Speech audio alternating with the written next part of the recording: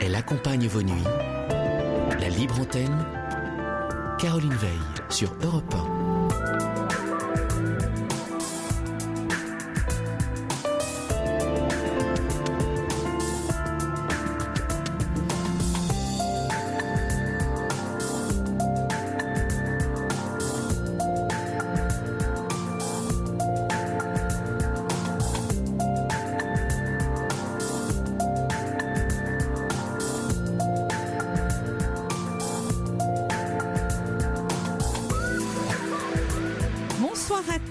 Bienvenue sur Europe 1, bienvenue sur notre libre antenne.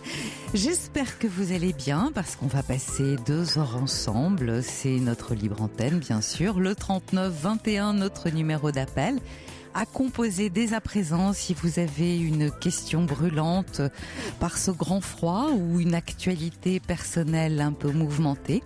Je suis à votre écoute, on parle, on bavarde, on va se détendre parce que c'est samedi soir avec en prévision, en option peut-être une grasse matinée demain, ou au contraire êtes-vous matinal et vous serez debout des potrons minets pour bien profiter de la journée.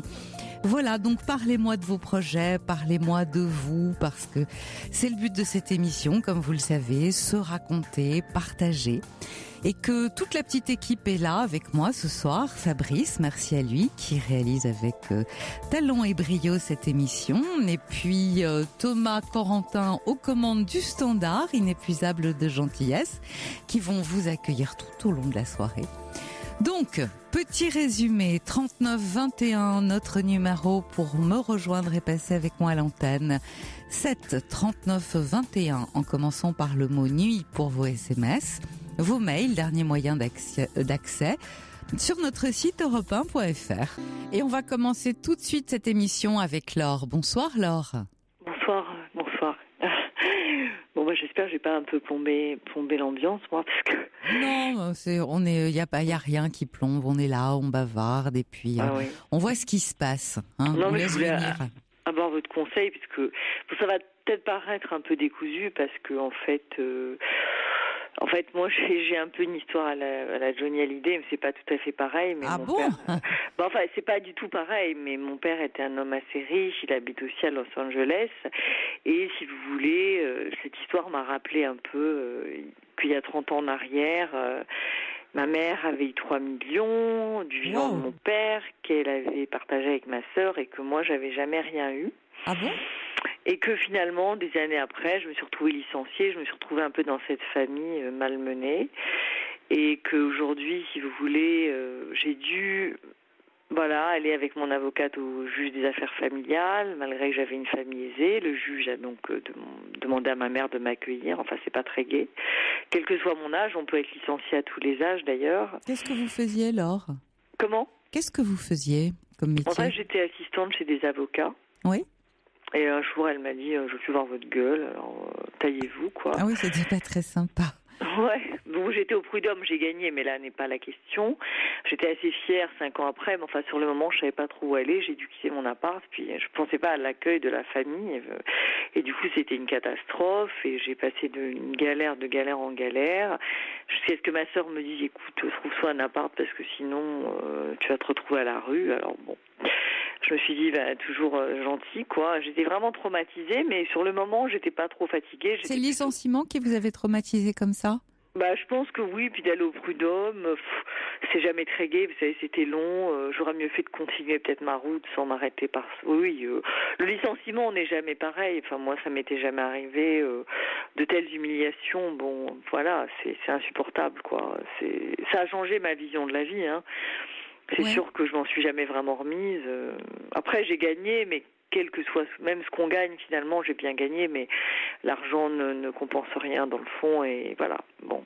Non, je remercie la justice, la justice m'a rendu justice, donc c'était quand même bien pour moi, mais bref, je me suis retrouvée dans cette famille horripilante qui n'a pas arrêté, donc j'ai dû aller au JAF quand même à mon âge, donc le JAF a rendu une ordonnance. Le JAF, je précise pour les auditeurs, hein, c'est le tribunal aux affaires familiales. Voilà, bon, mon avocate est une très bonne avocate, elle m'a aidée comme elle a pu.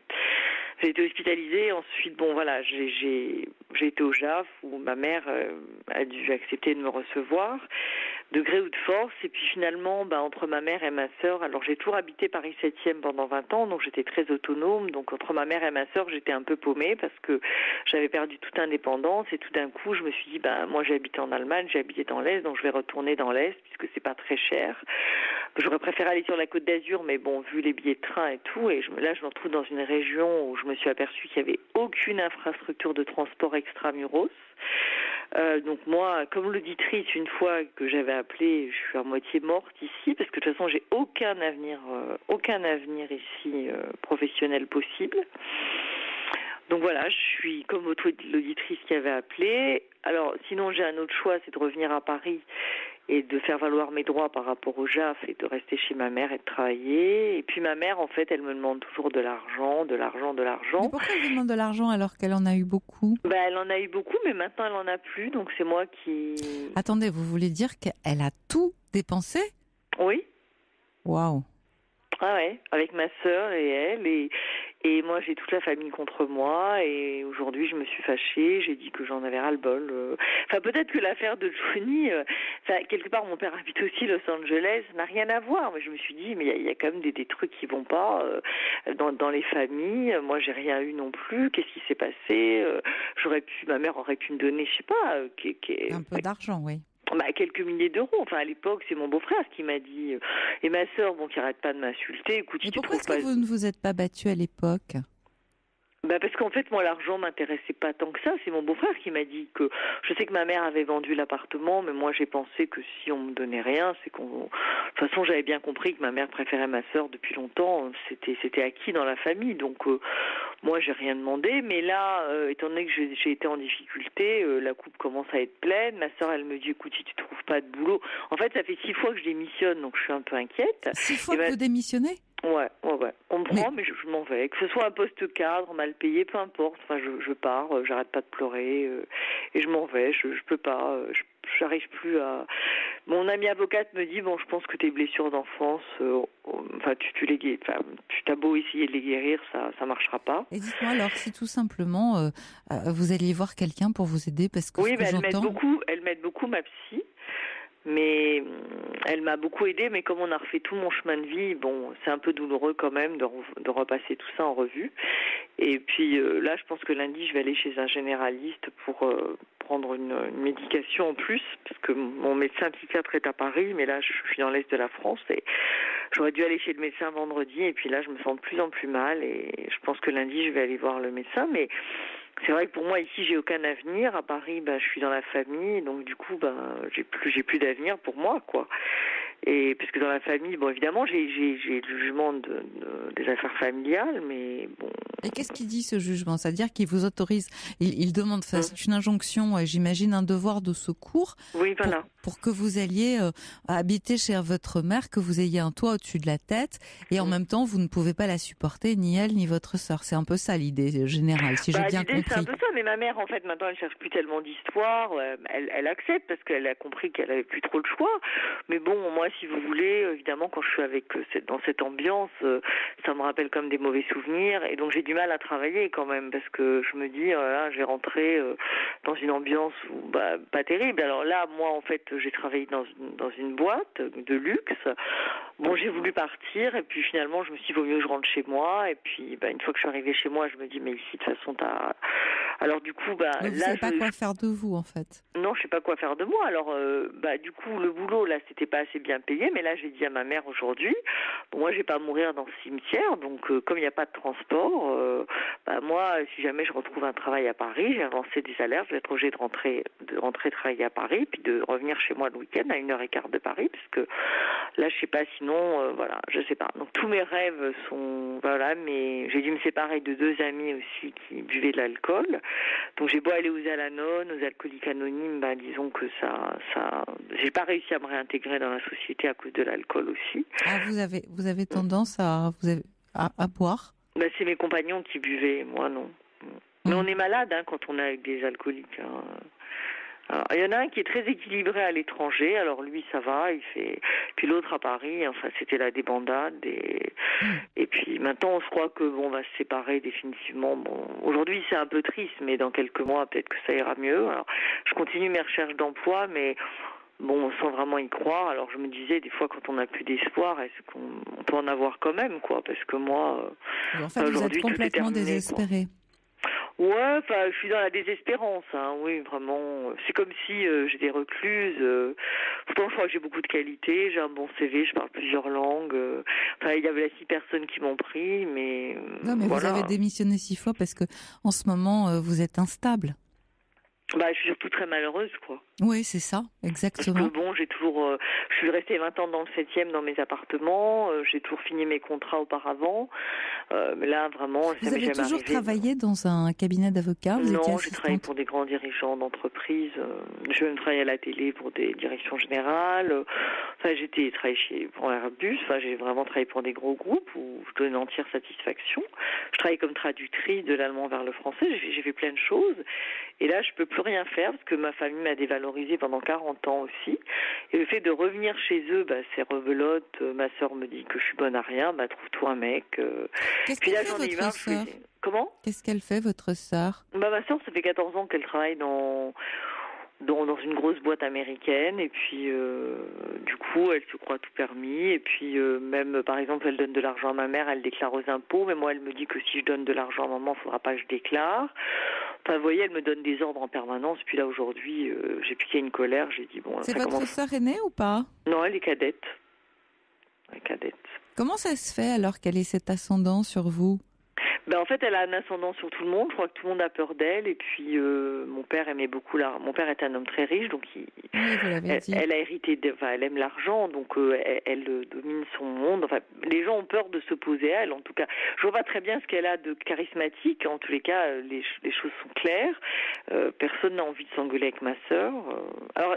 Alors on le lui donnerait, le bon Dieu, sans confession, hein, quand on la voit. Hein. Et ma mère aussi, d'ailleurs. Et puis finalement, moi, je suis assez gentille. En plus, j'ai rendu des services à tout le monde, et alors personne s'en souvient. Ça, j'ai passé des mois et des mois même à refuser des postes encore, à m'occuper des autres. Ah bah ça, c'était un vrai problème, parce que de toute façon, quand on s'occupe des autres comme ça, c'est pathologique. Hein. Il faut d'abord penser à sa propre vie déjà. Donc là, je reconnais que j'ai fait beaucoup d'erreurs, mais maintenant c'est fait. Donc ma psychologue me conseille quand même de penser à aujourd'hui et demain. Ouais, elle a raison. Parce que demain existe. Mais oui, mais demain, enfin, elle me conseille, comme moi, je me vois pas d'avenir. Elle me dit, bah, à la limite, ne pensez pas à votre avenir, pensez juste à aujourd'hui et demain. Donc, enfin, moi, en fait, aujourd'hui, mon but, c'est juste de me faire mon bain, de me brosser les dents, et puis déjà, j'en suis ravie. J'ai toujours une bonne présentation, alors je sais pas comment ça se fait. Enfin, moi, je me dis, mon père m'a appris que plus on était désespérés, et plus il fallait être belle. Hein. Donc, je mets du fond de teint, je me maquille comme si, voilà, j'allais au bal, quoi. Alors qu'en fait, c'est le désespoir qui me hante. Alors voilà, je suis sur à l'intérieur, vous êtes dévastée. Ouais, je suis sur les sites de rencontres, et moi, c'était juste pour savoir quel est votre avis. Est-ce que, enfin, moi, je sais que j'ai un ami étranger qui, lui, s'en est sorti. Maintenant, il a un bel appartement. Bon, mais il a quand même une carte, il est cardiaque, donc c'est normal qu'il reste chez lui. Donc, moi, j'écoute la radio, je regarde la télé. Et c'est tout? De temps en temps, on m'appelle pour le boulot. Je suis sur les sites de rencontres où je rencontre. Bon, maintenant, pas terrible. Avant, c'était mieux. Bon, c'est comme ça. Et puis, je me demandais, en fait, la seule question que je me pose, c'est est-ce qu'on peut encore avoir de l'espoir dans ce genre de contexte? Écoutez, on peut avoir de l'espoir à condition de se prendre un peu en main.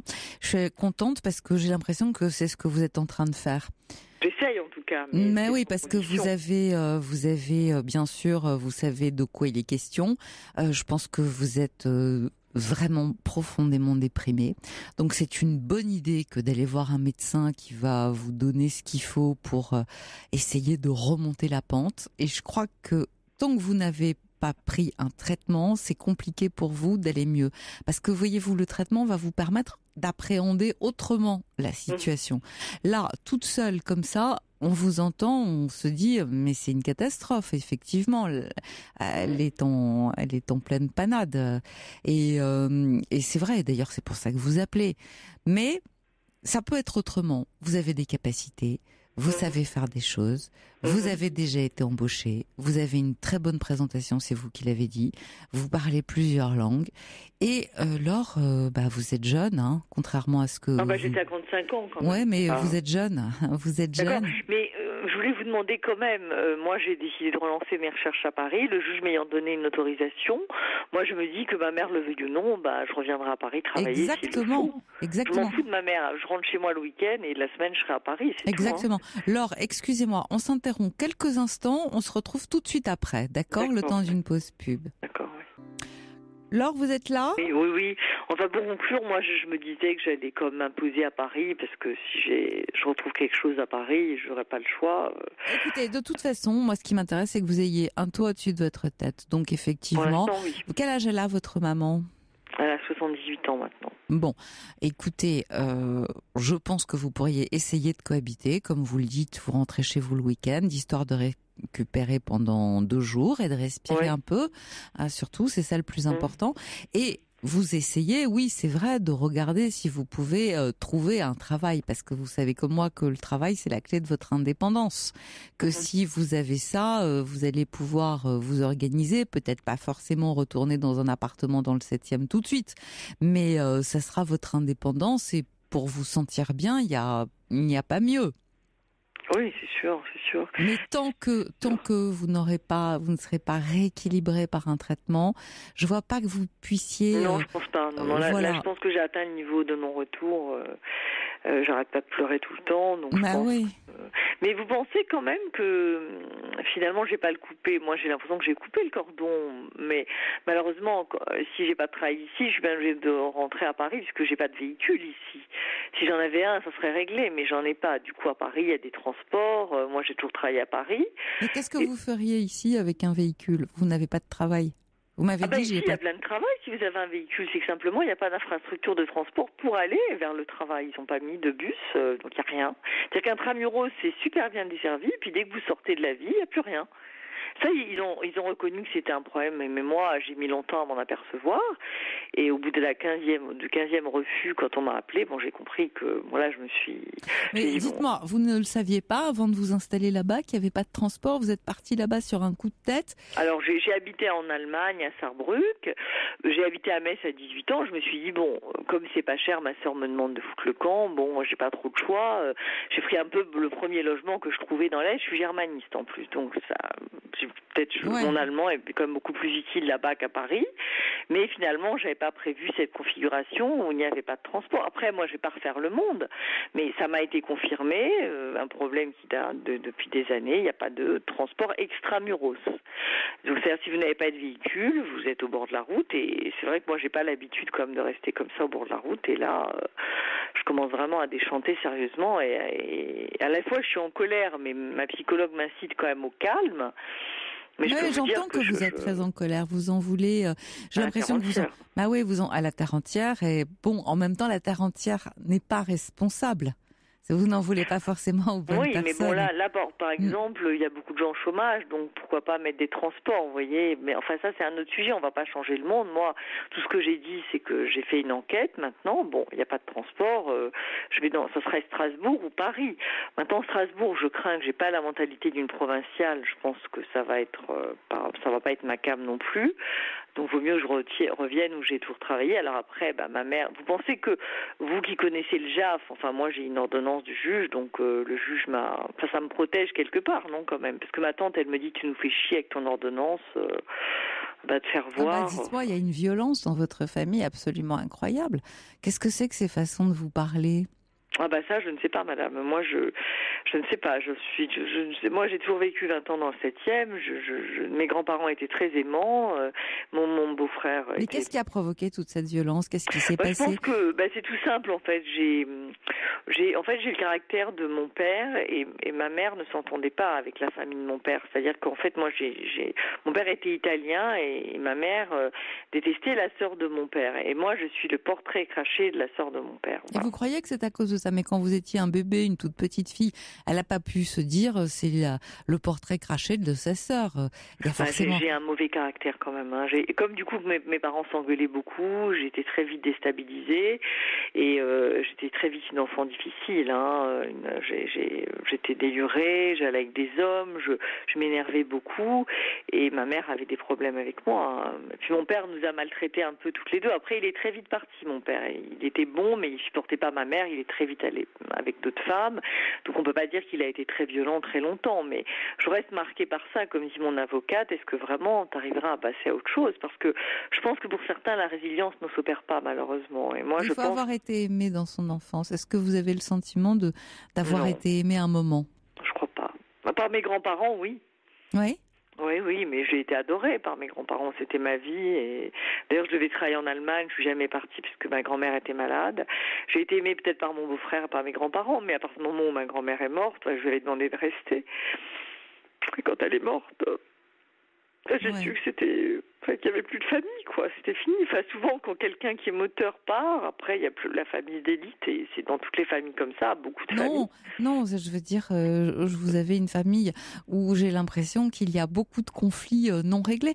Et vous dites que votre sœur, elle est cadette, et quelle différence d'âge avez-vous avec elle? 2 ans, je crois. Mais c'est rien, c'est pas grand-chose. Qu'est-ce qui a fait que, depuis le départ, vous ayez été comme ça, dans l'opposition?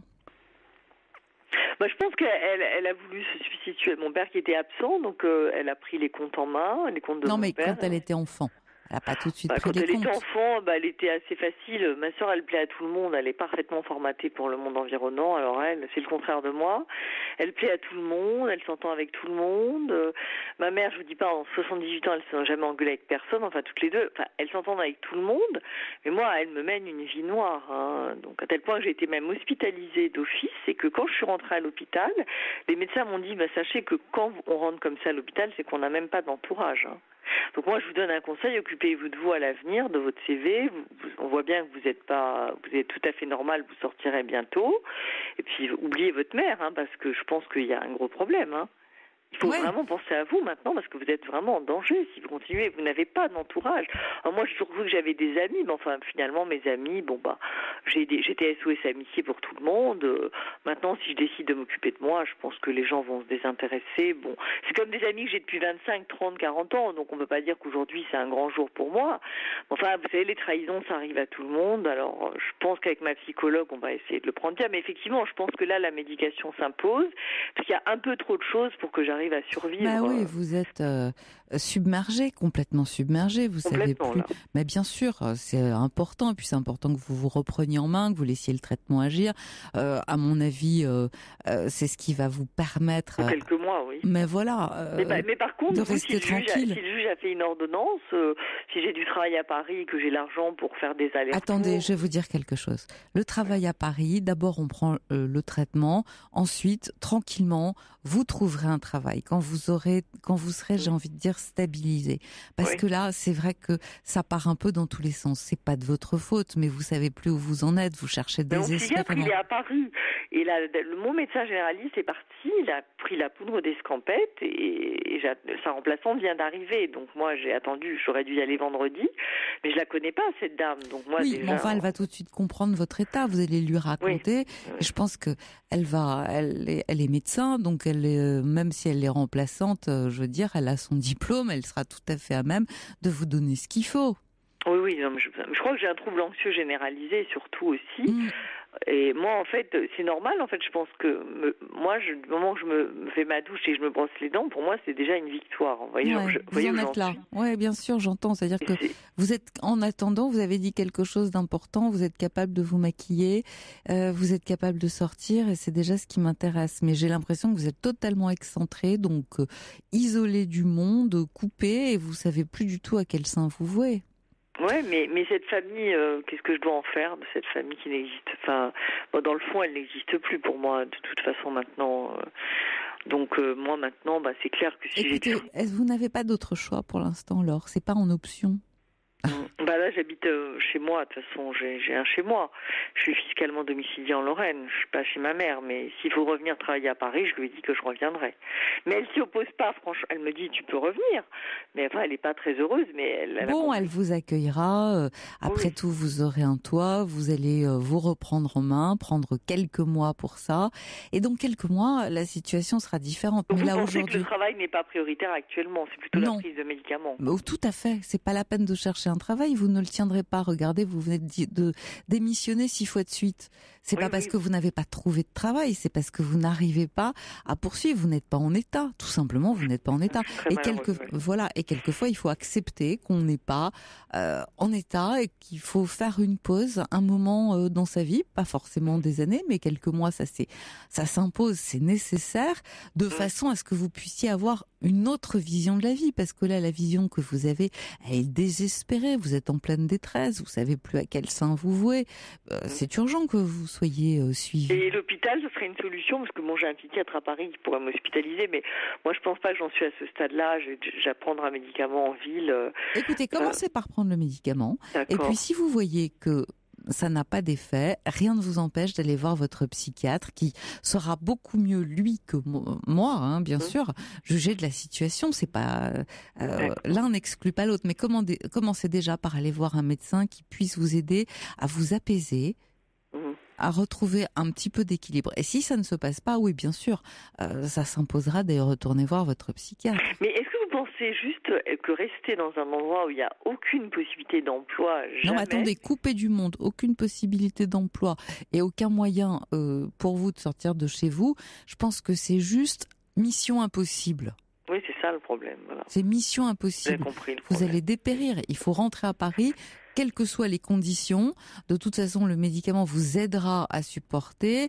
Puis votre mère, elle vous a dit, bon, si tu veux, tu peux revenir. Non, mais moi, elle m'a dit, moi, je garde mon logement. De toute façon, je rentrerai le week-end chez moi. Hein. Mais voilà, vous allez respirer un peu. Mais là, c'est important et c'est urgent que vous alliez voir un médecin de façon à pouvoir vous apaiser et à recommencer à avoir une pensée tranquille. Parce que c'est vrai que ça part dans tous les sens. Je répète, c'est pas de votre faute. Hein. Il s'agit absolument pas d'un jugement. C'est pour vous aider. Ah non, ça part dans tous les sens. Voilà. Donc vous-même, vous le sentez. Sinon, d'ailleurs. C'est ça que j'ai appelé. Sinon, je pense. Mais vous avez bien fait. Vous avez bien fait. Merci de votre conseil. Parce que vous ressassez. Vous êtes, vous voyez, et en même temps, vous êtes en colère et cette colère, elle vous rend malheureuse et du coup, vous êtes dans un trou noir là. Moi, je suis dans un trou complètement noir. C'est vraiment le mot pour moi, ça. Mais bon, là, je pense que lundi, bon, avec enfin, je sais à peu près, voilà, les médicaments que je dois prendre parce que j'ai. Non, mais laissez le médecin juger parce que maintenant, il y a peut-être des nouveaux traitements qui sont arrivés. Il faut pas se priver de ça non plus. Allez savoir. D'accord, ok. D'accord. Merci beaucoup pour votre aide. Je crois que j'ai compris ce que je dois faire. Bon. Merci mille fois. Merci à vous, Laure. Merci de votre confiance. Bonne soirée. Au revoir. Bon, on va continuer avec Dimitri. Bonsoir, Dimitri. Bonsoir Caroline. Bien, vous m'appelez, je crois, vous avez 22 ans Dimitri, vous êtes Exactement. Un tout jeune homme. Oui, j'écoute l'émission depuis quelques mois maintenant, mais ouais, je suis encore un peu jeune, on va dire. Dites-moi, qu'est-ce qui vous arrive ? C'est une histoire un peu particulière, j'ai 22 ans et j'habite encore avec ma mère et mon beau-père, parce que ma mère s'est remariée. Oui. Pour des raisons un peu particulières, mais je vais y venir. Alors, en fait, mon beau-père a contracté beaucoup de dettes là ces derniers temps, et eux, ils se sont mariés à la base pour faciliter les choses financièrement. D'accord. Ils sont plus amis qu'autre chose, en fait. Moi, je suis vraiment, je le considère pas comme un papa. C'est vraiment un ami de ma mère, et ils ont pas des relations d'hommes et de femmes mariés, quoi. Ils sont mariés techniquement, mais c'est vraiment juste pour les avantages financiers. Et je suis pas vraiment à l'aise avec la situation. C'est comme ça que vous voyez les choses.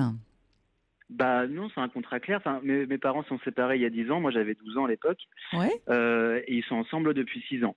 Et j'étais assez grand, donc ils m'ont expliqué la situation. Et au début, ça me choquait pas. Je comprenais. Je me disais, bah si ça les arrange, tant mieux. Mais là, à l'heure actuelle, vu que mon beau-père a contracté des dettes, je me dis que ma mère s'est retrouvée un peu bloquée dans une situation alors que justement, elle avait tout fait pour éviter cette situation, quoi. Oui, voilà, c'est-à-dire que c'est le revers de la médaille. Quand on ne se marie pas pour les bonnes raisons, ça revient souvent en boomerang. Et du coup, l'ambiance à la maison là est redescendue d'un coup, et je suis plus trop à l'aise avec tout ça. Et j'ose pas trop en parler avec lui parce qu'on n'est pas très proches. Et Et je sens que ma mère, elle n'ose pas trop non plus lui en parler. Il y a un froid entre les deux qui est en train de se créer. Alors qu'avant, bon, ça se passait très bien, quoi. Et avec ce problème d'argent, là, ça pourrit vraiment l'ambiance. Bah, bien sûr. Et vous faites quoi, Dimitri? Parce que vous me parlez Moi, je suis encore étudiant. Oui. Et qu'est-ce que vous étudiez? J'étudie le commerce. Je suis bientôt arrivé à mon master de commerce pour travailler dans le commerce international à l'avenir. Enfin, en tout cas, c'est ce que j'aimerais bien faire. Donc là, tout ça se passe très bien. Parce que vous savez, il faut penser à vous. Là, vous êtes en train de me parler d'eux, mais il faut penser à vous. C'est vous qui avez une vie. Eux, ils font la leur, sans vous demander d'ailleurs si ça vous va ou si ça ne vous va pas. Vous vous faites du souci pour votre maman? Bah oui, c'est la raison de mon appel. Je veux dire, elle, je sens bien qu'elle se retrouve bloquée dans une situation qu'elle voulait à tout prix éviter. Et là, elle n'est pas heureuse en ce moment. Enfin, elle m'en parle, ça m'en parlait parce que j'ai des partiels, moi, qui arrivent là en fin d'année, donc elle veut pas trop. Enfin, en fin d'année, au mois de juin, mais elle veut pas trop m'en parler parce qu'elle veut pas que je pense à autre chose. Mais du coup, moi, je me focalise beaucoup dessus parce que quand je rentre à la maison le soir, j'aimerais bien la voir avec un sourire et c'est pas le cas. Ah oui, mais vous savez que c'est pas vous qui êtes responsable du bonheur de votre maman. Je pense que certainement vous lui apportez de grandes joies, que vous êtes pour très important dans sa vie, mais en même temps, son bonheur ne dépend pas de vous. Tous les enfants se croient, tous les enfants, même lorsqu'ils sont plus grands, se croient responsables du bonheur de leurs parents, mais en fait, c'est pas le cas. Vous n'y pouvez rien. C'est elle qui, d'une certaine manière, a voulu cette situation. Pas comme elle est aujourd'hui, bien sûr. Mais c'est elle qui a voulu cette situation. Je pense qu'elle a les ressources aussi et les capacités pour s'en sortir. Qu'elle vous tienne pas au courant, moi, je trouve ça plutôt louable. À quoi ça sert? Vous serinez que vous avez, vous pourriez vous sentir un poids, une charge. Elle veut vous éviter ça. Est-ce que vous arrivez néanmoins, vous, par exemple, à vous trouver des petits boulots d'étudiants? Oui, alors. J'ai de la chance, la pension alimentaire versée par mon papa, mon vrai, est assez importante. Elle me permet de faire mes études et de me concentrer uniquement sur mes études. Donc ça, c'est pas quelque chose dont je vais me plaindre et j'ai beaucoup de chance. Et c'est aussi pour des raisons financières que je reste à la maison. Comme ça, moi, j'ai pas à penser au loyer, j'ai pas à penser à faire du travail à côté. Je suis vraiment focalisé sur mes études et ça, c'est une chance que j'ai. C'est vrai que vous avez de la chance, mais vous savez, en même temps, même focalisé sur des études, il y a beaucoup d'étudiants qui se trouvent des jobs d'étudiants, justement. C'est babysitter, c'est aussi vendeur de temps en temps le week-end, donner un coup de main à droite, à gauche. J'ai déjà travaillé un peu dans des magasins, c'est des magasins que je connaissais bien et du coup, ils m'ont fait travailler là-bas l'été.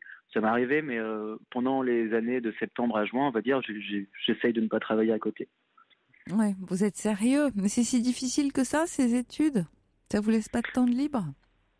Si, j'ai du temps libre. Ah, si, j'ai le temps de sortir avec des amis, ça, y a pas de souci. Mais c'est vraiment l'ambiance quand je rentre à la maison, moi, qui me. Enfin, j'ai toujours, depuis le divorce de mes parents, j'ai toujours été très proche de ma mère et je vais pas me cacher, je suis clairement un enfant poule, je pense. Enfin, ma mère a toujours été là pour moi, elle m'a aidé à faire tout ce que je voulais faire, elle m'a toujours poussé et là, j'arrive pas à lui rendre l'appareil et ça me fait. Bah oui, mais peut-être que justement, si elle vous voyait chercher à travailler un petit peu à côté, ça lui ferait du bien en fait. Ça lui ferait du bien parce qu'elle se dirait j'ai fait un garçon responsable, il sait de quoi il est question. Vous ne parlez pas du tout de votre père, Dimitri. Vous le voyez encore? Non, j'évite au maximum. Pourquoi? Comment ça se passe avec lui? Parce qu'il a été violent avec ma mère quand moi j'étais jeune, et c'est ce qui fait que ma mère est partie, et elle a eu le courage de partir.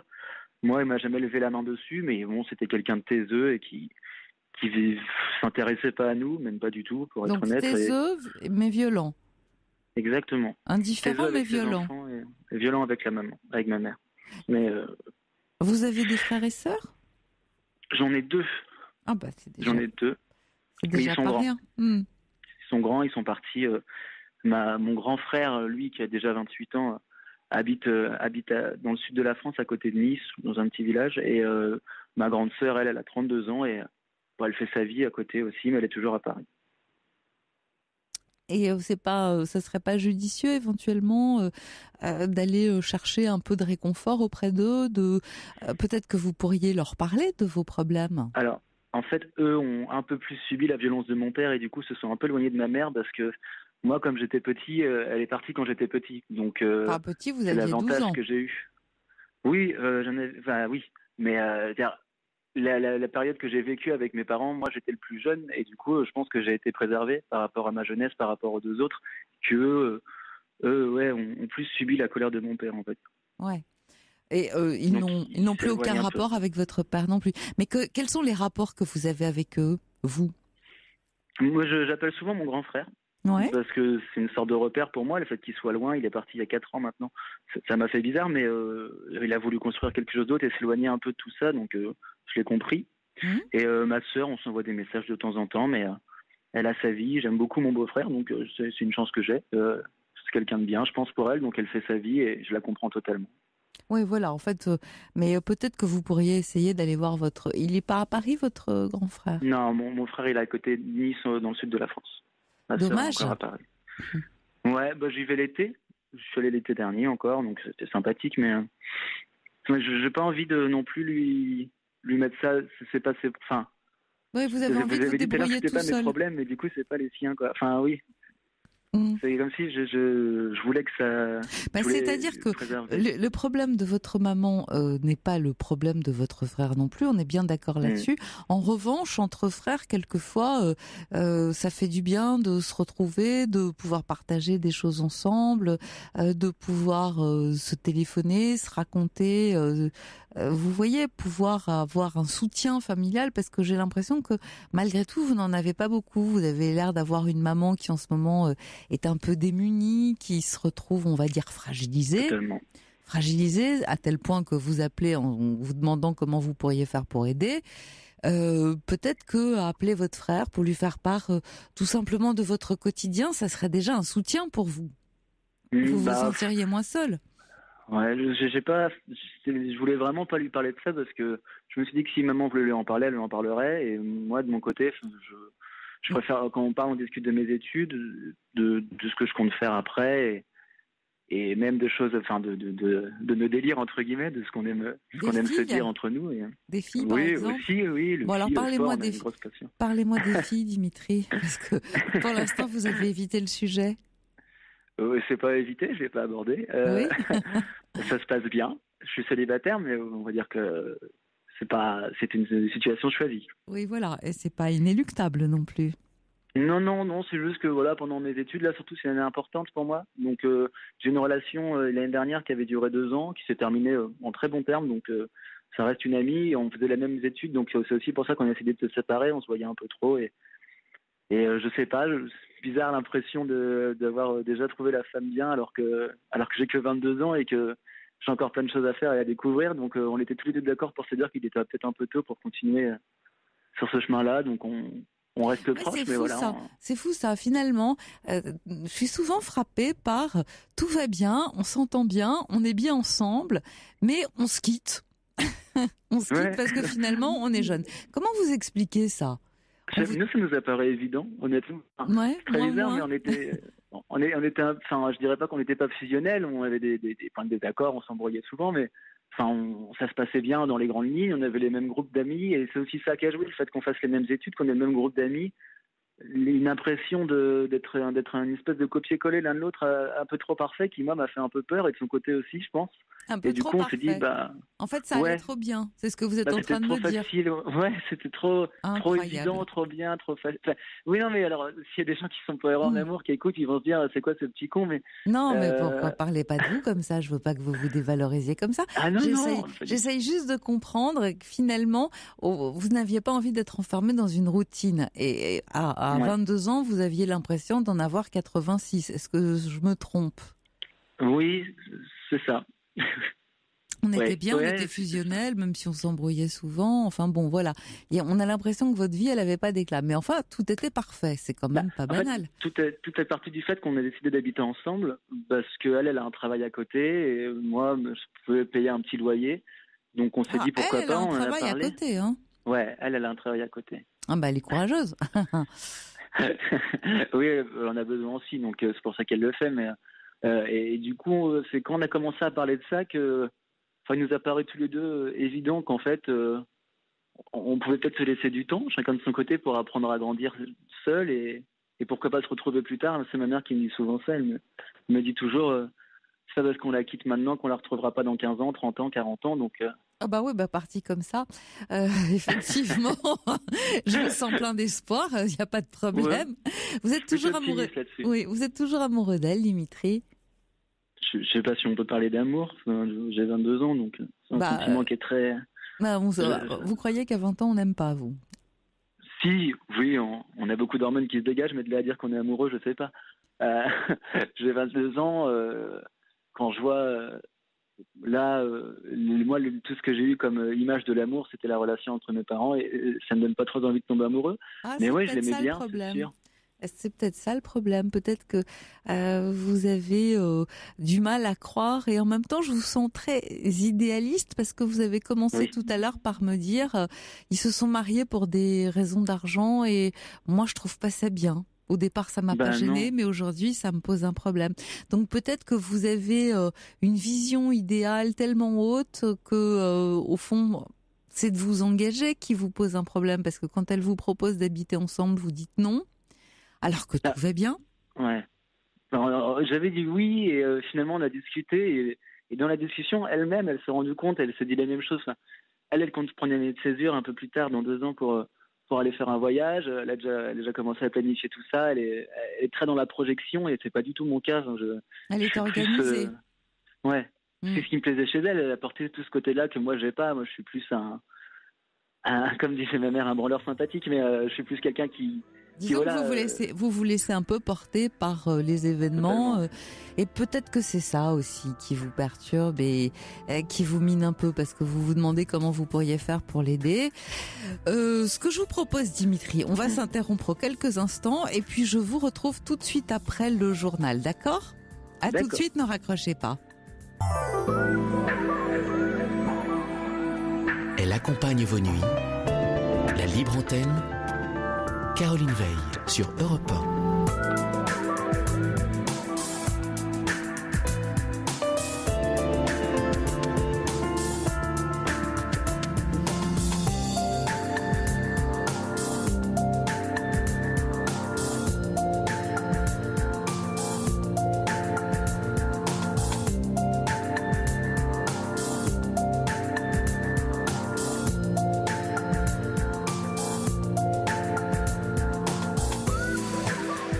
Chose promis, chose due, retour à notre libre antenne, le 39-21, toujours pour nous rejoindre. Et nous, on va continuer à bavarder, à se raconter, à se livrer. Si vous avez l'impression d'avoir une chape de plomb sur les épaules, un nœud dans l'estomac, la gorge un peu serrée, ne restez pas tout seul dans la nuit avec votre paquet. Nous sommes là, toute la petite équipe de la libre antenne. On vous attend, je suis à votre écoute pour dérouler ensemble la pelote et trouver pourquoi pas un début de solution. Donc, le 39-21 pour me rejoindre, 739-21 en commençant par le mot nuit pour vos SMS, vos mails sur notre site europe1.fr. Je crois que je n'ai rien oublié, je vous ai tout dit pour pouvoir nous joindre. J'attends vos appels, et puis on va retrouver Dimitri. Sur Europe 1, Caroline Veil vous écoute et vous accompagne.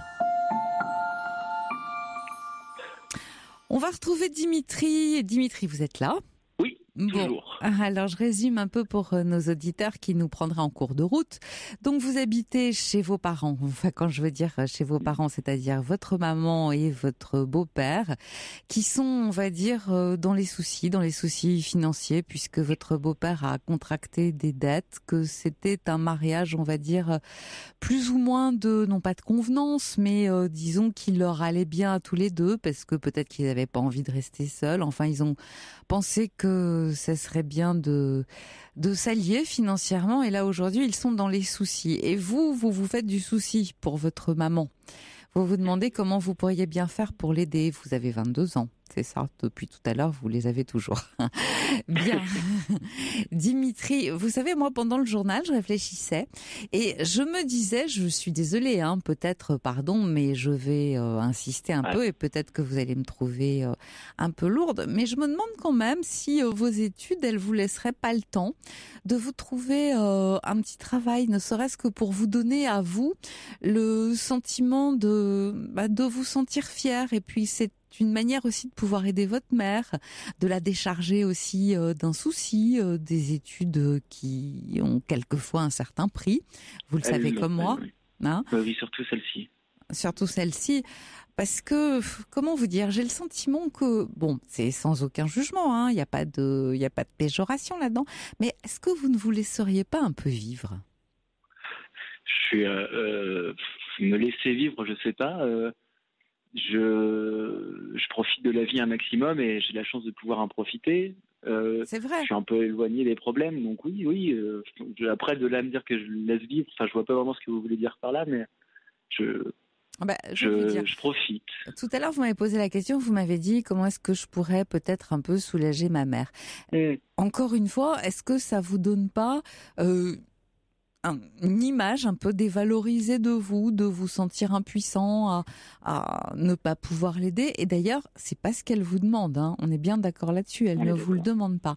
Mais peut-être que vous seriez tout simplement fier de vous si vous arriviez à vous trouver un petit travail, encore une fois, pas quelque chose qui nuise à vos études, mais un job d'étudiant comme il y en a plein, comme plein d'étudiants en tout cas arrivent à trouver. Même dans ma promo et même dans mon école, il y en a plein qui travaillent à côté et qui arrivent très bien à jouer avec les deux, jongler avec les études et le travail. Donc oui, la place, elle existe. C'est peut-être plus un problème de volonté. Après, ma petite amie me faisait souvent la même remarque. Donc elle, vu qu'elle travaillait et qu'elle me voyait un peu plus tranquille, pour rester polie, elle me le disait souvent, mais elle me le disait sous forme de clin d'œil ou d'humour. Et ma légèreté lui plaisait aussi parce que ça contrastait avec elle et son quotidien très très chargé. Ouais. Donc j'étais un peu sa bouffée d'oxygène de ce côté-là, mais...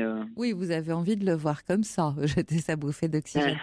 Vous avez dit que vous vous embrouillez un peu avec elle. Est-ce qu'elle vous reprochait pas, même si vous parlez de clin d'œil, enfin ce que vous appelez le clin d'œil, est-ce que c'était pas des reproches comme ça, un peu déguisés?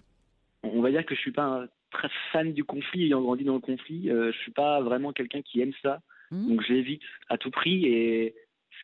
Maintenant que vous le dites, oui, elle me faisait des remarques. Elle va dire qu'elle savait comment me parler, donc elle me le faisait comprendre dans ma manière de faire les choses. Donc c'est pour ça que je parle de clin d'œil. Peut-être que ouais, si, sûrement, même d'ailleurs pour l'histoire du travail, mais c'était souvent le sujet de dispute.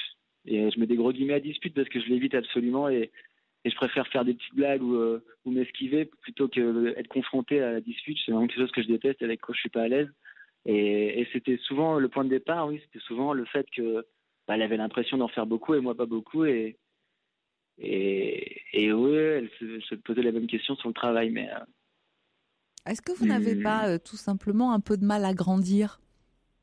Oh, si, je pense de manière évidente, si, mais je sais pas, après... Ça vous fait peur, le monde adulte? C'est pas que ça me fait peur, on me dit souvent que mon innocence a du charme, donc j'essaie de la conserver, si on considère comme une valeur ajoutée à ce que je suis, donc on va dire que je me complais dans ce que je suis actuellement et que j'essaye pas de devenir quelqu'un d'autre, ça c'est sûr. Ouais, c'est ça. Moi j'ai l'impression que comme vous avez malgré tout parlé tout à l'heure d'un climat violent, enfin avec votre mère, bien que votre père il ait manifesté une certaine forme d'indifférence, j'ai l'impression que tout ça vous a empêché de vous projeter. La projection, j'ai pas de projection, je sais ce que je veux faire comme étude et dans quel genre de travail je veux faire plus tard. Après, je vois rarement au-delà de 6 mois dans ma vie normale, donc je suis incapable de planifier des vacances ou même de planifier un restaurant avec ma copine. Proche aussi, mais ouais, si ça c'est vrai. Ouais, c'est ça. Et c'est pour ça que le fait, si vous voulez, de tenir comme ça un petit job, ça vous met, du plomb dans la tête, hein. Alors, je vous ai perdu, Dimitri. J'ai l'impression. Allô? Oui, j'avais l'impression de vous avoir perdu. Ça vous met un peu de plomb dans la tête, hein, ça vous aide à grandir justement parce que je dis pas qu'on va vous confier immédiatement des grosses responsabilités. C'est pas qu'on va vous donner la direction de la société éventuellement dans laquelle vous allez travailler, mais en tout cas, ça peut peut-être déjà vous donner un avant-goût de ce que c'est que le monde du travail et vous rendre peut-être un peu plus adulte. Bah oui, si, ça pourrait me faire du bien, c'est Mais sûr. je comprends que vous ayez envie de rester léger et tout ça est très confortable. Et moi, je sens en même temps que, si vous voulez, c'est aussi une forme de culpabilité que vous avez. Elle travaille, votre maman? Oui, elle travaille. Elle travaille tous les jours. Elle est infirmière à domicile. Elle va chez les gens pour les soigner, souvent des personnes âgées. Ah, elle est infirmière à domicile, d'accord. Bah, elle sait ce que c'est. Elle vous en parle de son travail? Oui, elle m'en parle. Elle adore son travail. D'ailleurs, ce que je comprends pas, mais bref. Mais elle adore ça, justement, parler avec des personnes qui n'ont pas beaucoup de contact avec les gens. Et c'est pour ça qu'elle écoute votre émission et que j'ai commencé à l'écouter aussi. Ah bah c'est sympa ça. Ouais. Et du coup, elle m'en parle, mais elle essaye de m'isoler un peu de vous protéger. les problèmes financiers. Oui, c'est ça, parce que moi, les problèmes financiers, je les su parce que j'ai entendu une conversation que je ne devais pas entendre et j'en ai parlé avec elle et je l'ai mis devant le fait accompli et voilà, elle m'en a parlé. Mais sinon, elle m'en aurait pas parlé, je pense. Vous avez dit qu'elle cherchait à vous préserver, que la seule chose qui l'intéressait, c'était que vous puissiez poursuivre vos études, passer les partiels en juin et vous protéger au fond. Mais vous savez, à force de trop protéger, quelquefois, on aboutit un peu à trop de légèreté, voilà. Et je pense que du coup, vous-même, vous vous sentez coupable. Et que peut-être aussi que cette légèreté, elle a été d'une certaine manière la cause de la rupture avec votre ami. C'est possible. Enfin, on est toujours en bon terme, hein, donc. Ouais. Mais ouais, c'est possible. C'est vrai que le fait qu'on soit plus ensemble, ça a pu jouer. C'est des questions que je me pose pas en temps normal, pour être honnête. Donc j'enregistre ce que vous dites. Je pense que j'aurais besoin de quelques temps pour l'intégrer, mais. Ouais. Mais c'est pas grave ça. Vous pouvez déjà commencer à y réfléchir. Alors bon, je reconnais, vous appelez là gentiment. Moi, je vous parle d'aller travailler un peu plus. Ça vous fait pas plaisir. On est bien d'accord. C'est pas comme ça que vous l'aviez envisagé. C'est pas ce que je m'attendais à avoir, c'est sûr. Mais... Ouais, bon, mais puisque et puis ça vous permettra aussi, si vous voulez, d'avoir un discours plus construit avec votre maman, de lui montrer que justement vous êtes conscient de ce qu'elle vit et de pouvoir aussi peut-être partager davantage avec elle, pas être quelqu'un qu'on protège, juste finalement un petit garçon. Je crois qu'il est temps de grandir un peu. Ouais. Enfin, bel objectif. Ça demande du temps, je pense, mais oui. Voilà, mais vous serez...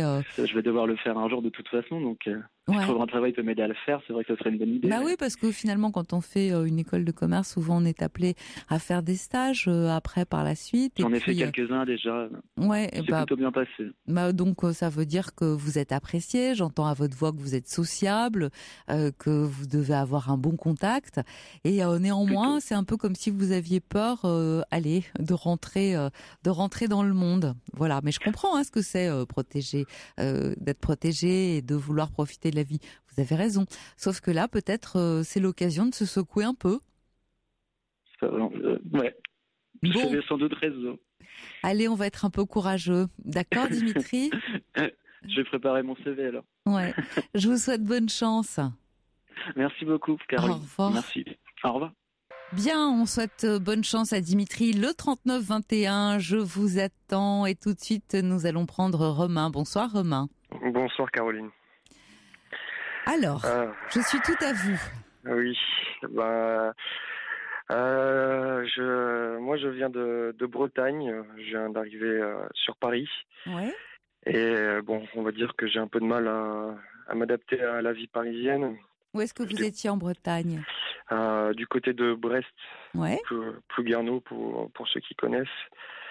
Donc voilà, j'ai fait un master en son à la fac de Brest et je viens d'arriver sur Paris pour du travail.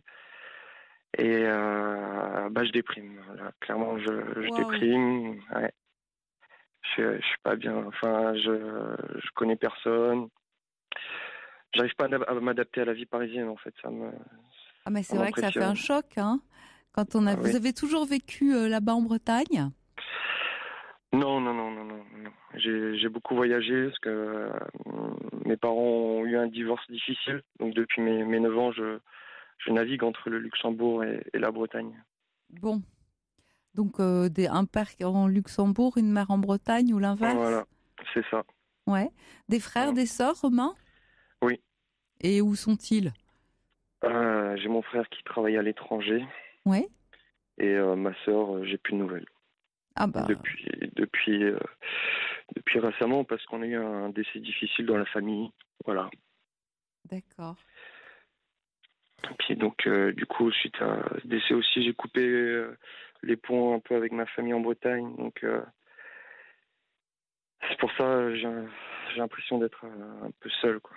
Alors, parlez-moi de votre cadre de vie. Vous habitez comment? Est-ce que vous avez une colocation ou est-ce que vous avez trouvé un logement seul? Qu'est-ce qui Un s'est logement passé? seul, ouais. Quel âge avez-vous? J'ai 26 ans. Et est-ce que le fait, par exemple, d'être en colocation, ça ne vous aurait pas aidé? Bah, j'ai peur, en fait. J'ai peur je sais, enfin, Parce que 26 ans, c'est l'âge où, si vous voulez, les colocations, c'est quelque chose qui se fait couramment. Ça permet non seulement de partager le loyer, mais en plus d'avoir avec vous des gens du même âge, de pouvoir sortir un peu une fois que vous avez travaillé, et puis de vous faire comme ça des nouveaux amis qui vont faire boule de neige, si vous voyez. C'est plus simple, ouais. non? Je sais pas, je suis assez timide, moi. Enfin, je sais que déjà de nature, j'aime bien m'isoler, être un peu seul. Mais Ouais, mais en même temps, vous êtes un peu trop seul là, parce que vous avez du mal à vous adapter.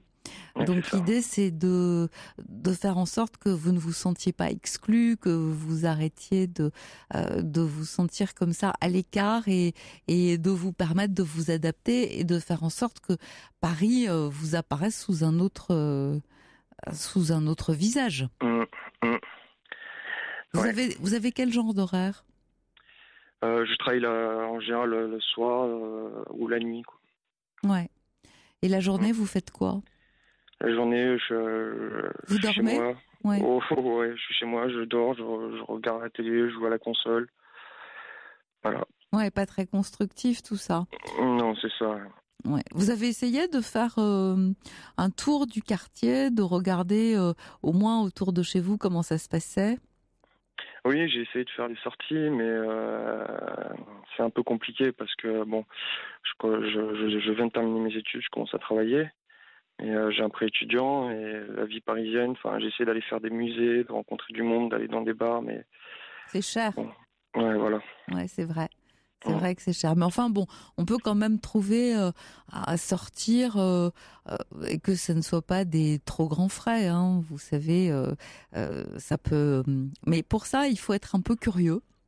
Je ne sais pas très bien dans quel quartier vous habitez, mais par exemple, ne serait-ce déjà que de vous renseigner sur les activités du quartier.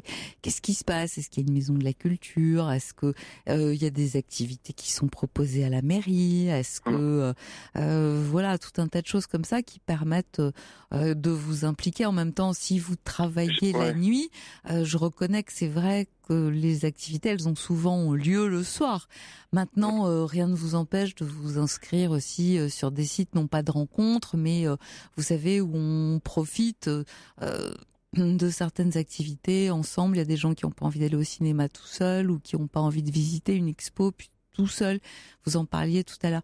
Mais surtout, cette solitude, est-ce qu'elle vient pas du fait que vous auriez, je sais pas moi, laissé un peu de vous là-bas, une histoire d'amour par exemple? Ben, j'ai ma copine qui est toujours là-bas, elle termine ses études aussi. Elle est comme Dimitri, elle est en commerce. À Landerneau, à côté de Brest aussi. Ouais. On est toujours ensemble, on se voit une semaine tous les 2 mois. C'est pas beaucoup ça. Bah non. Et vous Non. n'avez pas l'occasion éventuellement de rentrer un peu plus souvent le week-end, de la voir, parce qu'une semaine tous les 2 mois, c'est pas énorme. En même temps, Ouais. oui, vous allez me dire, mais oui, mais les billets de train, ça coûte cher et. Ouais, c'est ça. C'est ça. Et puis, comme vous l'avez dit, j'ai essayé de m'intégrer. Quand je suis arrivé, je me suis inscrit dans un club de sport. J'ai essayé de m'adapter un peu à la mentalité de cette région, parce que c'est pas du tout pareil, quoi. Et je sais pas, j'y arrive pas, ça me plaît pas en fait. Je me demande même si je vais pas quitter mon travail dans cette région pour revenir en Bretagne. Alors, qu'est-ce que vous feriez en Bretagne? Est-ce qu'il y a du travail pour vous? Ben non. C'est ça le problème. Ouais.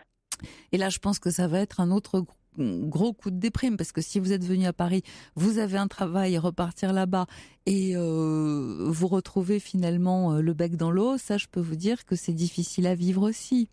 Ouais.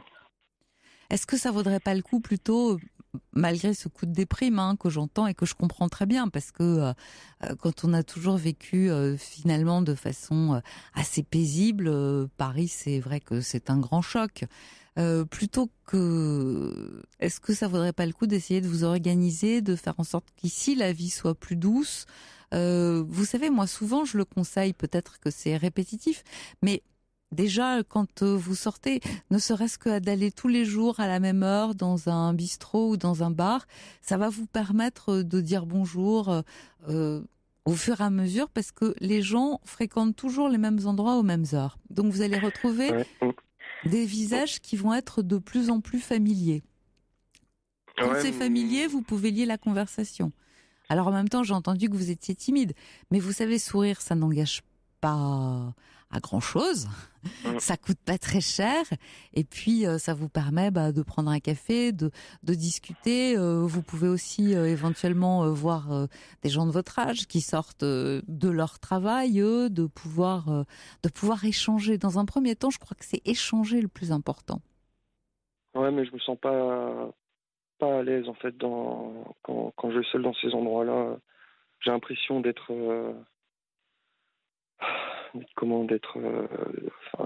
à votre place? Voilà, que les gens me regardent tout seul dans mon coin. Donc vous avez l'impression que votre mal-être se voit. Voilà. Vous savez, personne n'est devin, c'est pas écrit sur votre tête. Quand les gens vous voient, ils voient très certainement, vous avez 26 ans, c'est ça? Oui. Ils voient un jeune homme, voilà, qui boit un café ou un demi ou ce que vous voulez, et qui est en train de passer là un moment. Ils pensent pas tout de suite qu'est-ce qu'il fait, qu'est-ce qu'il a, qui c'est ce mec-là. Vous voyez, c'est pas ce dont il est question.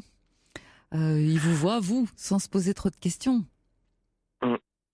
Mais en fait, c'est la façon de me sentir mal à l'aise, c'est aussi, quand, justement, comme vous avez dit, aller dans un endroit, par exemple, comme vous dites, dans un bar, je sais pas, les clients en général connaissent les patrons, on discute.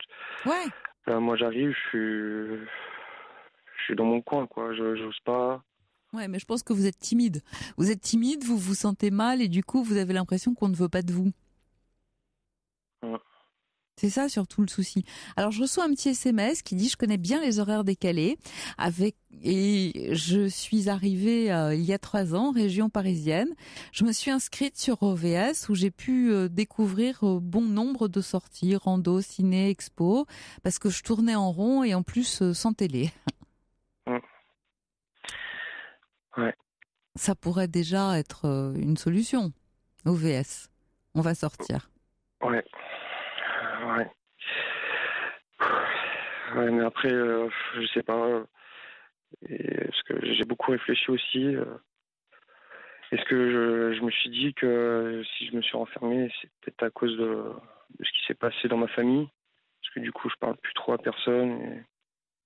Est-ce que c'est à cause de ce décès-là, voilà, de ces problèmes familiaux qu'on a eus. C'était quelqu'un dont vous étiez proche? Mon grand-père. Ah.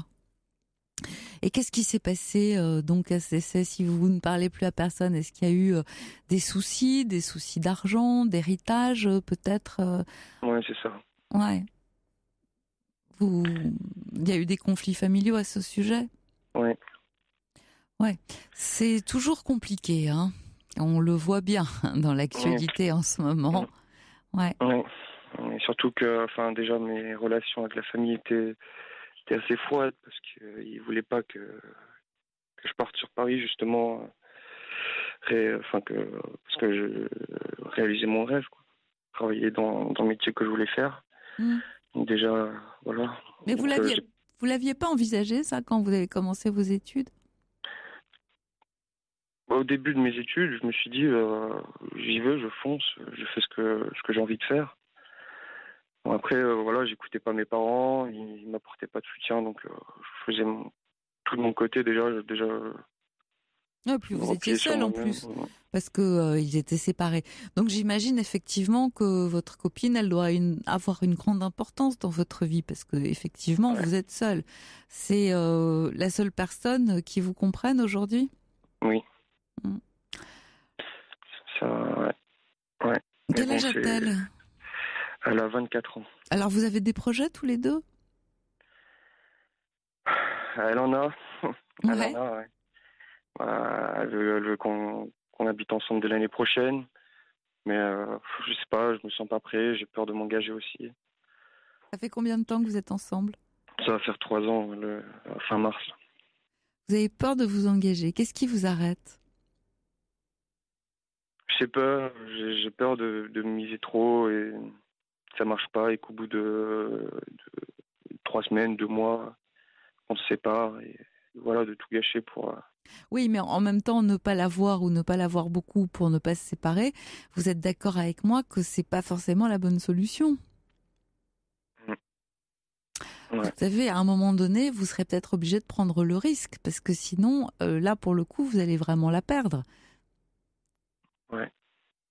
À force de ne pas vouloir s'engager, on perd tout, hein. Ouais. Mais est-ce que si s'engager trop vite, tout perdre aussi, ça me fait peur aussi. Bah, en même temps, s'engager trop vite, ça fait 3 ans. Ça veut pas forcément dire faire immédiatement un enfant, décider de convoler pour toujours. Ça veut dire juste tenter le coup et voir ce qui se passe. Ouais. C'est pas impossible. Bon, Romain, j'ai envie de vous laisser réfléchir à tout ça, mais j'ai l'impression que c'est un peu tout emmêlé dans votre tête. Rester, partir, s'adapter. C'est ça, c'est ça. Je sais pas, j'ai peur de faire peut-être les mêmes erreurs que mes parents aussi. J'ai l'impression surtout que vous avez un peu peur de tout. Au fond, vous avez peut-être du mal à vous adapter parce que Paris vous fait peur et que vous avez du mal à sortir. Mais ça fait pas très longtemps. Moi, je continue à dire qu'il faut vous familiariser vraiment avec le quartier dans lequel vous êtes. Que dans un premier temps, le temps que votre copine vienne vous rejoindre, vous pourriez essayer la colocation. Ça vous permettrait vraiment de rencontrer du monde. Il y a ce site OVS qui est pas si mal. Peut-être que vous pourriez vous voir un peu plus souvent avec elle, parce que si elle vous sent comme ça, au fur et à mesure descendre, enfin, je veux dire moralement, pendant que vous êtes à Paris, ça fait un peu peur. Ça effraie aussi. Oui, bah. Elle m'a même conseillé d'aller voir un psychologue, mais bon, enfin, Ouais. je me sens pas prêt. Là, c'est vraiment le premier pas que je fais en vous appelant ce soir, parce que Bah, vous avez très bien fait. Vous avez très bien fait. aller voir un psy après, je sais pas quel regard. Voilà, enfin, je me pose peut-être trop de questions, mais Non, mais vous avez parlé de ce décès qui a fait que, bon, il y a eu une rupture familiale. Je crois que cette rupture, vous l'avez pas du tout digérée. Vous êtes parti dans un climat très, très mouvementé. Voilà, donc du coup, vous êtes arrivé déjà triste à Paris. Alors forcément, ça pouvait pas aller mieux. Est-ce que vous n'auriez pas intérêt aussi à voir ce qui pourrait s'arranger? Vous dites que vous êtes fâché avec votre sœur. Est-ce que ça vaudrait pas le coup d'essayer de se rapprocher d'elle, parler avec... Vous avez dit que votre frère était à l'étranger, mais tout ça, c'est quand même un climat qui fait qu'on peut pas se sentir bien quand on est fâché avec sa famille. bah oui. Peut-être que c'est un chantier Après, aussi. Ça fait beaucoup de chantiers pour vous, hein. c'est ça. Mais surtout, ben, je sais pas, j'ai pas trop envie de reprendre contact avec ma famille. Écoutez. En fait, je me suis jamais senti trop épaulé par eux, donc c'est aussi un peu pour ça que je me suis isolé et que je suis parti de là-bas. Parce que Voilà, donc dans mes projets, ils m'ont jamais épaulé, ils ont toujours refusé que je parte. Ouais. Alors, il y a Kitty qui demande, est-ce que vous êtes plus à l'aise dans votre travail ? Oui, j'ai eu beaucoup de mal à m'adapter aussi, mais oui, je me sens, enfin, c'est le métier que je voulais faire depuis tout petit, donc. Ouais, c'est-à-dire que c'est le travail, mais vous avez du mal à avoir un contact avec les personnes qui sont avec vous ? Oui, je travaille beaucoup en solitaire. Ouais. Bah, d'ailleurs, je vais vous dire, il y a Nina qui pense un peu la même chose que moi parce qu'elle dit sa déprime vient sûrement des mauvaises relations avec sa sœur et sa famille. Et c'est probablement ce qu'il mine, car Paris est une ville formidable. Ça, c'est un petit message de la part de Nina. Mais je crois que c'est trop tôt pour régler le problème. Commencez à y réfléchir. Commencez peut-être à voir quelles sont les manières, même si vous n'avez pas toujours été soutenu, dont vous pourriez réamorcer un dialogue. Un dialogue. Peut-être envoyer un petit message de temps en temps en disant... c'est dommage de se fâcher quand on est frères et sœurs. Commencez par là, puis voir ce qui se passe, voir ce qui revient vers vous. Si vous avez une réponse, de quel ordre elle est cette réponse ? Vous savez, quand on tend la main et que il arrive tout de même qu'on la prenne quand on fait partie d'une même famille. D'accord, Romain ? Est-ce que je vais avoir une réponse d'eux en retour ? Je ne sais pas. Écoutez. Vous savez, si on a peur de tout, c'est qu'on a peur de vivre. Et à un moment donné, il faut y aller. Donc, lancez-vous. D'accord ? D'accord. À bientôt. Au revoir et merci de votre appel. Et tout de suite, nous allons poursuivre avec Patrick. Bonsoir, Patrick. Bonsoir. Alors, je vous laisse me raconter votre histoire. Je suis un peu ému. Ça va très bien se passer. Ça va très bien se passer, ne vous inquiétez pas. Ouais, j'ai fait de la radio à l'époque. Dans le temps, j'ai fait un peu de radio en Picardie. En Picardie ? C'était il y a longtemps ? Oh oui, il y a très très longtemps. C'était mes 20 ans. Ah bah voilà. Qu'est-ce qui s'est passé depuis, Patrick ? Ce qui s'est passé, c'est une chose que j'ai pas compris pendant X années, c'est l'handicap. Parce que je suis handicapé canne blanche, j'ai encore un peu de vision, il est vrai. J'ai toujours été bloqué par rapport à ma canne. Il y a 6 ans, j'ai rencontré une femme par le chat d'Orange. Je ne fais pas de la pub, bref. Ouais. Et cette dame, elle habitait dans l'Est. Donc je suis parti dans l'Est. Vous êtes parti carrément ? Oui, malgré mon handicap. Et mon handicap, je le cachais. Pour tout vous dire, je le cachais. J'ai un peu de vision, mais pour moi, c'était très très difficile de le cacher. Et à un moment donné, ça n'a pas duré bien longtemps, quoi, parce que la personne que j'ai rencontrée, elle s'en est aperçue. C'était une dame très charmante. Il n'y a aucun souci là-dessus. Et puis, tout compte fait, on ne sait plus de suite. Et je suis resté 1 an avec, chez elle. Oui. Elle avait ses enfants, tout se passait très bien et tout. Et puis, moi, j'étais dans une ville de l'Hérault et j'ai dit je vais déménager, je vais prendre une maison. Donc, j'ai pris une maison, petite villa au bord de mer, tranquille. Et puis, cette dame, elle est venue, quand elle avait la maison, elle m'a dit ok, tout de suite, je te dis oui, il n'y a pas de problème, ok, là, c'est correct, il n'y a pas de problème.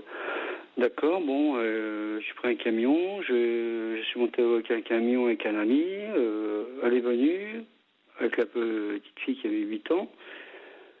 Alors d'aujourd'hui qu'elle en a 13, je dirais 14, pardon, très difficile, bref. Et c'était 3 ans de bonheur avec cette dame, c'était 3 ans de bonheur, magnifique, bien. Et les 2 autres années, ça a été un cauchemar, pour moi, c'était un cauchemar. Mais je m'en rendais pas compte, en fait. Je m'en rendais pas compte du tout, c'est que je me suis aperçu, mais je suis loin à détente, mais quand ça déclenche, ça déclenche. Il s'est passé que cette dame que j'ai connue, les 2 dernières années,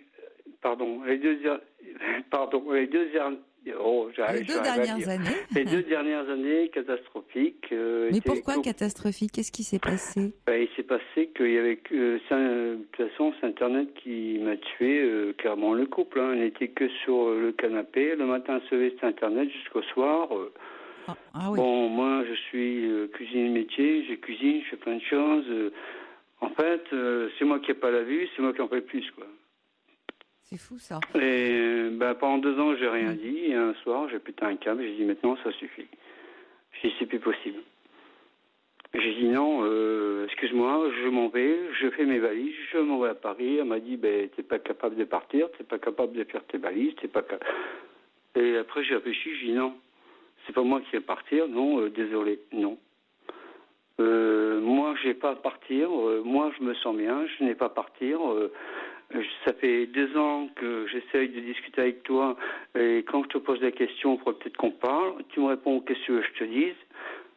Comme je dis, à partir du moment qu'une personne elle vous dise qu'est-ce que tu veux que je te dise, c'est qu'il n'y a plus rien à dire, excusez-moi. C'est-à-dire qu'est-ce qu'elle faisait sur Internet? Qu'est-ce qu'elle recherchait? Les jeux, Candy Crush, tout ce que j'ai horreur, quoi, tous ces jeux. Et puis après, j'ai appris sur les derniers temps, juste avant qu'on se quitte, qu'elle était en contact avec des amours de jeunesse, etc.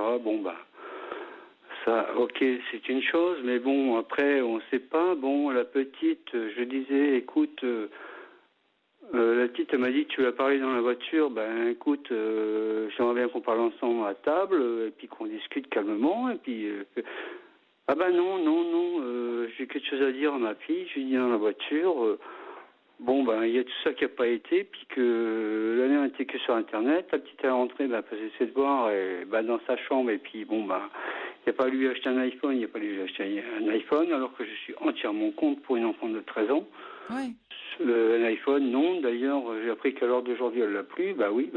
Ça, c'est les enfants, hein, ça faut le savoir. Elle l'a perdu? Non, c'est une copine qui lui a acheté par le 3e étage. Oh là là. C'est les enfants, c'est la jalousie, c'est ça, quoi. Et bon, bref, de tout cela, pour vous dire que mon handicap, il est vrai que j'étais beaucoup bloqué parce que je n'osais pas sortir de chez moi, je ne sortais pas. Donc c'est elle qui gérait tout, elle avait ma carte bleue, chéquier, mes comptes bancaires, moi je ne savais rien, c'est elle qui gérait tout, etc. Et puis moi je me suis aperçu, ces dernières années, j'étais qu'un assisté parce que je proposais d'aller là où on habite, il y a toute la côte à faire. Je dis, écoute, on part un week-end, on met la glacière, on prend la petite, on part. Oui, en fait, vous lui avez fait plein de propositions, vous étiez plutôt ouvert. Ah oui, mais j'ai même proposé les croisières aux Caraïbes, alors pour vous dire. J'étais en train d'économiser, etc. Non, je sais pas ce qui s'est passé. J'ai pas compris et j'ai pété un câble. J'ai dit maintenant c'est terminé, donc on s'est quitté.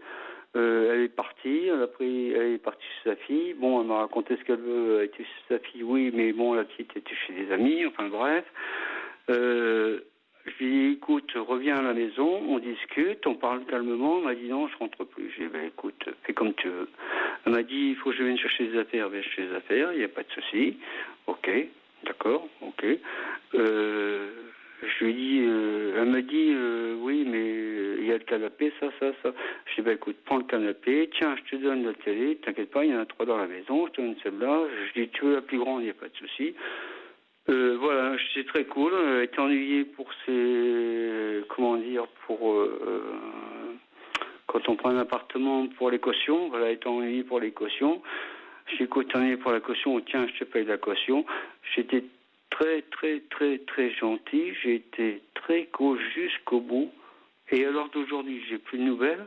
Mais vous savez quoi? Aujourd'hui, je dis merci. Ah oui. Parce que ma canne, je ne sortais pas, je n'allais pas aller voir les commerçants parce que j'habite sur une station balnéaire. Ouais. Et maintenant, ça fait depuis l'année dernière, je vous écoute depuis l'année dernière, je vous ai découvert l'année dernière sur ma terrasse, tout seul, ah bon vous écouter. Et depuis, je vous écoute pratiquement tous les soirs. Waouh, c'est bien ça.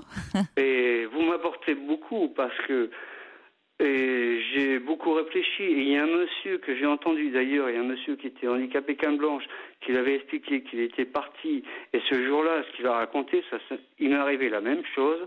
Il est parti, il expliquait qu'à l'époque, il partait et il était ouvrir un magasin. et qui s'était pris un poteau. Et figurez-vous, le soir, quand j'écoutais votre émission, le matin, il m'est arrivé la même chose. C'est pas vrai. Bon, si, mais il n'était pas arrivé la même chose le même jour. C'était auparavant, quand il était avec sa dame, et qu'il avait un magasin, et qu'il était parti ouvrir le magasin, s'était pris un poteau. Ben, ce monsieur-là est très, très, très courageux, et je le félicite, et qui continue se battre. Il ne faut pas avoir peur de sortir.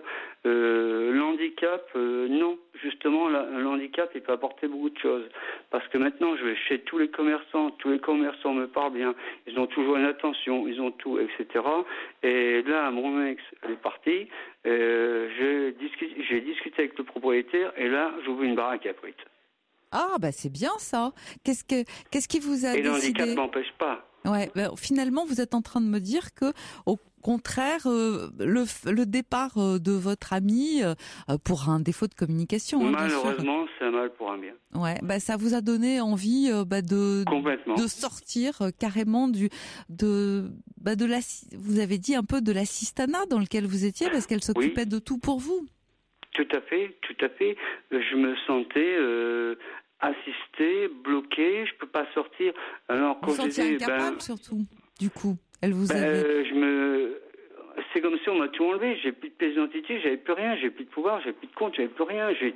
Et quand je disais il faut sortir, il faut bouger, il faut aller là, il faut aller visiter toute la côte parce que moi je connais toute la côte parce que je l'ai fait auparavant quand j'étais jeune, en voiture avec des amis, mais c'est magnifique. Vous prenez la nationale comme ça, ou alors vous longez la plage. Je sais pas. Je vais vous donner un exemple. Je vais vous orienter un petit peu. On va dire de Pas-la-Basse jusqu'au Sainte-Marie de la Mer. Ouais. Bah en tout cas, je vous sens très enthousiaste sur le lieu que vous habitez, la région que vous découvrez, parce que ça fait pas si longtemps au fond que vous y êtes. Dans le sud, ça fait un peu plus de 20 ans que j'y suis et je suis de la région du Nord. Ah bah, d'accord. Alors, je reçois un petit message qui fait plaisir de la part de Lisa, qui dit « J'aimerais beaucoup parler avec Patrick et j'en profite pour lui souhaiter une bonne fête. » C'est très gentil, il n'y a pas de souci. Vous pouvez laisser mes coordonnées, numéro de téléphone. C'est très aimable à cette dame, il n'y a pas de souci, il n'y a aucun souci. Voilà, mais bon, alors vous, je vous sens dans une belle énergie. Ah oui, non, mais j'ai une niaque. Ah mais attendez, vous savez quoi la plus belle ? Non, vous allez me le dire. Je crois que ça va faire rire tous les auditeurs. Allez-y. C'est moi qui suis handicapé, canne blanche. J'ouvre une baraque à frites. Ouais. Chez moi, j'ai l'accord du propriétaire. Mon ex, je suis séparé d'elle. Elle est belge et elle a un CAP de cuisine. Et vous m'avez dit, c'est beaucoup moi qui faisais la cuisine. Vous êtes cuisinier de métier, c'est ce que vous me disiez. Je fais que ça. J'adore cuisiner. C'est pas de reproche, hein. Ça ne me dérange pas de cuisiner. C'est pas les reproches. Mais vous aviez envie d'une vie à deux.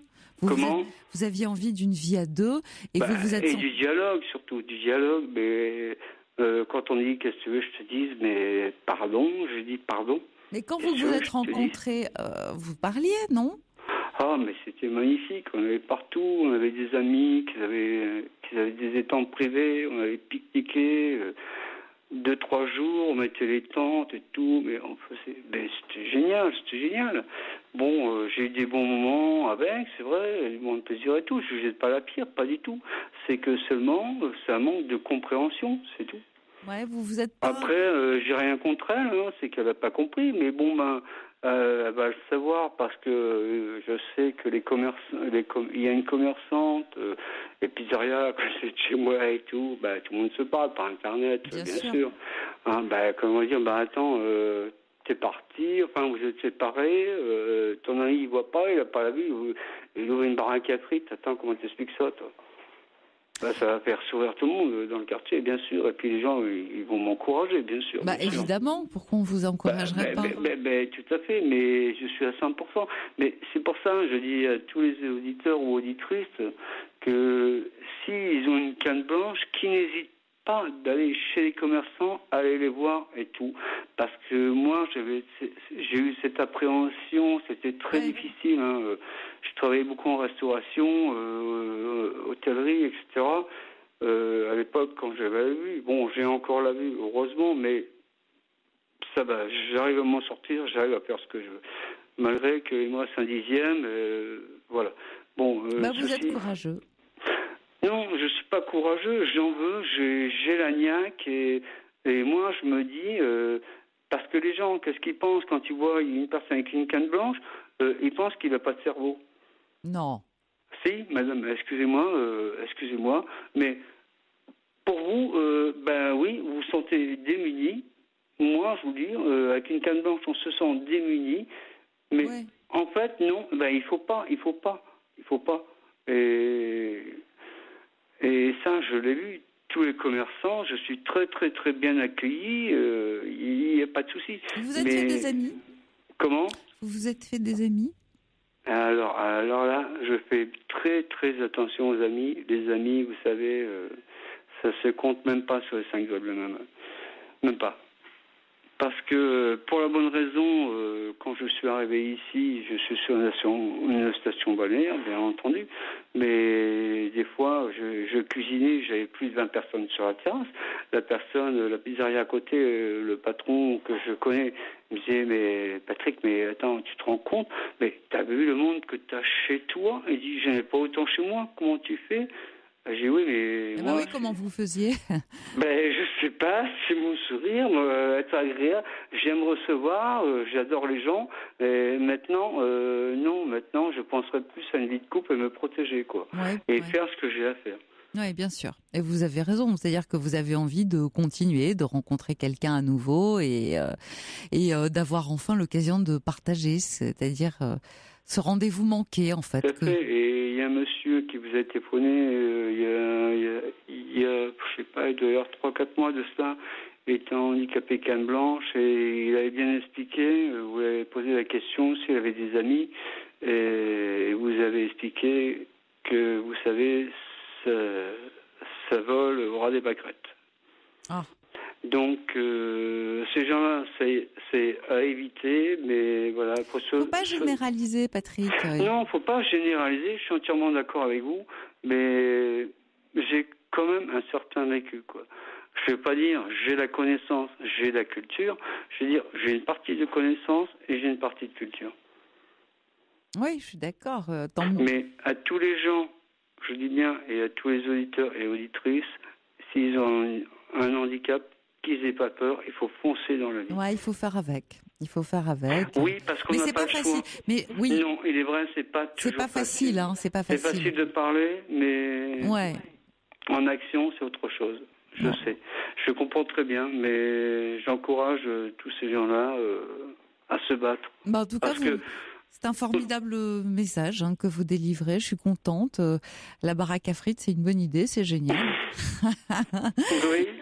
Mon ex est belge et c'est appelé de cuisine. Ça doit, il y a de quoi vous faire rire. Je suis d'accord avec vous. Moi, ça me fait sourire. Mais je me bats pour ça aussi. Ouais, écoutez, gardez ce beau sourire en tout cas. Et puis j'espère que tout va suivre son cours et que vous allez être très heureux. Merci, c'est très aimable à vous. Et franchement, votre émission, elle est vraiment géniale. Il n'y a pas de mots. Merci Patrick, ça fait plaisir. Au revoir. Bonsoir à vous, à toute l'équipe. Et Elisa peut m'appeler quand elle veut, il n'y a pas de souci. Bon, on va lui donner vos coordonnées. Au revoir, merci. À bientôt. Bonne soirée à vous, à toute l'équipe. Merci, au revoir. Vous écoutez Europe 1, il est 1h et notre émission s'achève. Je vous retrouve demain à la même heure.